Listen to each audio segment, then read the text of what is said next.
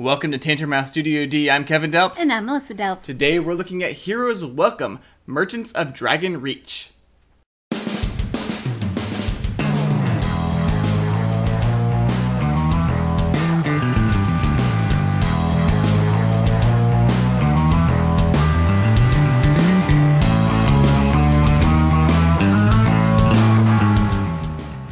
Heroes Welcome is a 2 to 5 player worker placement set collection game by Pencil First Games and Monkey Jump Games. It's coming to Kickstarter this March.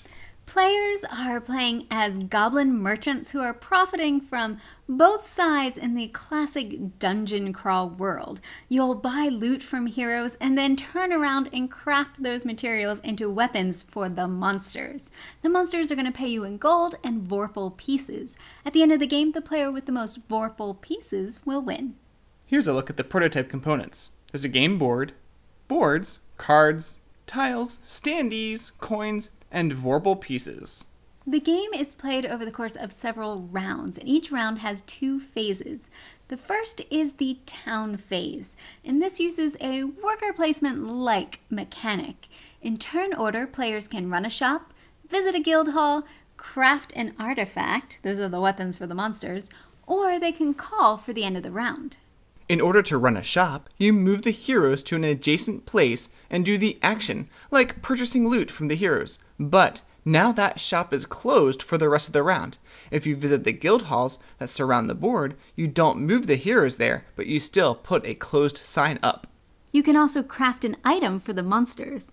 The requirements are different types of material, like shards or steel. You get money and Vorpal pieces in return.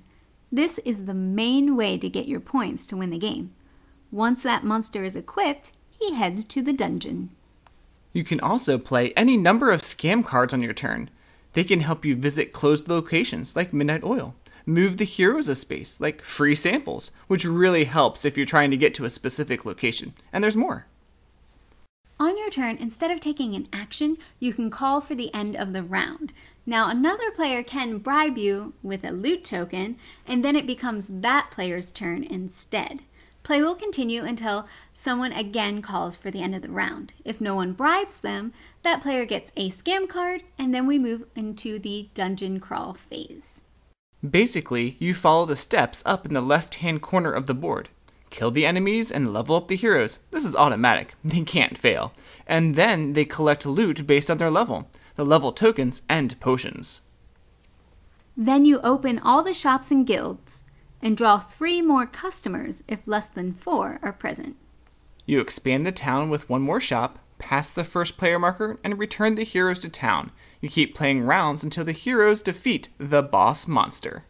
I like how choosing your actions during the town phase works, running those shops and the guilds, because there isn't a set number of rounds. At the beginning, it starts really open and there's lots of options, but then little by little, all those things are closing up where there's hardly anything left to do, so players are really ready to go to the dungeon phase. Yeah, but even throughout the game, during the dungeon crawl phase, more shops become available, and during the round, players could go to the Builders Guild to even put more shops out. Right, and there is strategy to where you place those buildings and where you move your heroes, because you can put them in a spot in a corner where maybe there's not really anything good for them to move to for the other players. Hurts the other players, yeah. Right, or even you can put them in a spot where they can't be moved unless you have specific scam cards or you give up a loot token to use the Minstrel's Guild. You can also play to your strengths to earn bonus points. Each player is a goblin merchant with a specific signature, a material that will give you extra victory points if you avoid using it when crafting a weapon. You also start with a specific mastery that gives you extra points for using certain materials. Throughout the game, you can increase your mastery rank or even gain new masteries.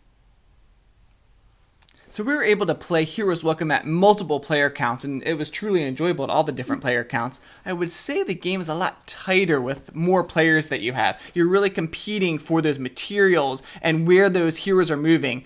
have to prioritize your actions and figure out what's the most important because you're not going to be able to do everything. Right. And I think there's also more strategy for when you call for the end of the round.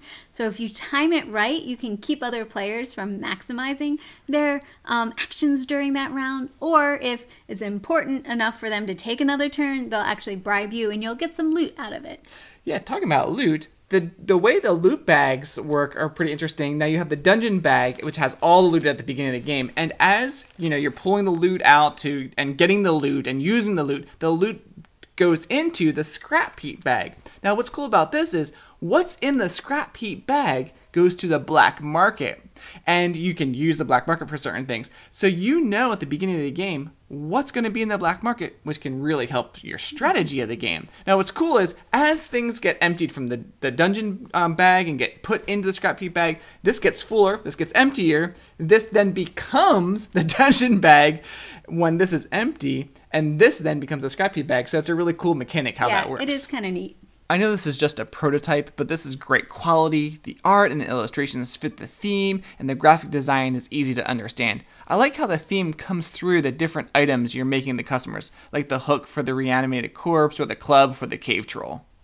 And even funnier are the loot tokens that you get from the heroes. There's like a headband of hair control. Yes, and the breastplate of overconfidence, and the boots of moseying and meandering, and the dagger of stabbing. And more stabbing.